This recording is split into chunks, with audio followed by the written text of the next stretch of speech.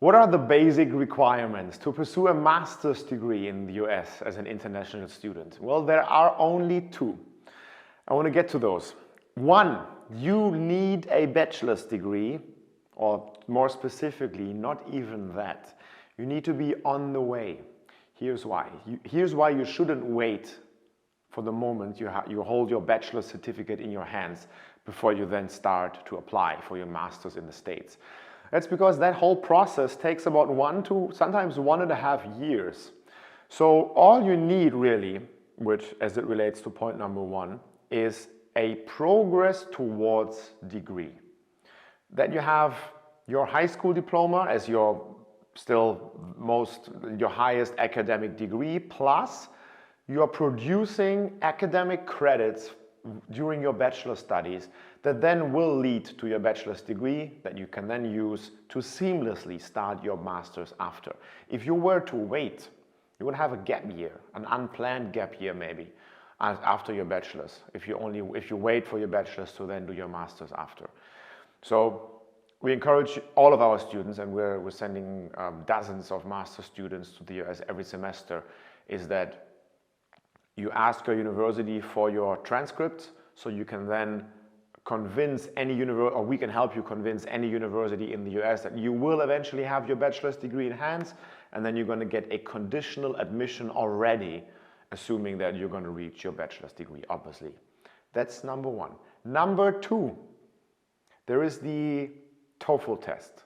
Test of English as a foreign language. That's a standard requirement for universities in the US to ask from international students.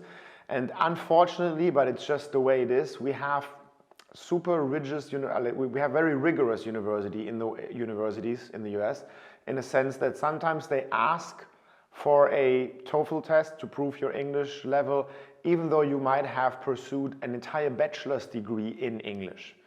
The TOEFL test should only be a formality to you, but unfortunately even a bachelor's thesis often doesn't waive the standard English requirement doing the TOEFL test. Now, many of you may be asking, or may have two more tests in mind. That is the GRE test and the GMAT test.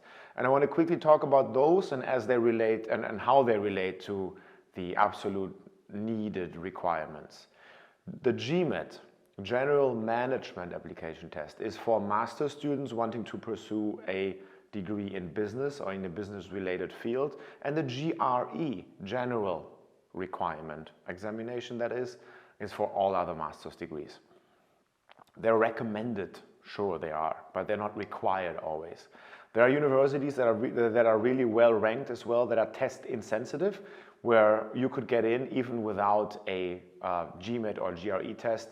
Sometimes it's a standard requirement, or it's a necessary requirement by some universities, but I'm just saying it's not a general requirement, just like holding your bachelor's degree in hand by the time you start.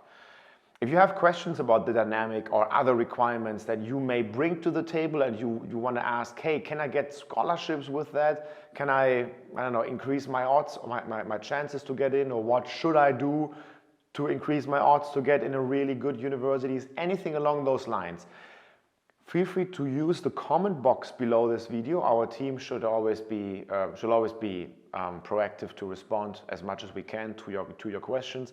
Better yet, we encourage you to actually click the link below the video and register for a free consultation with one of our experts on the phone and have all your questions answered for free.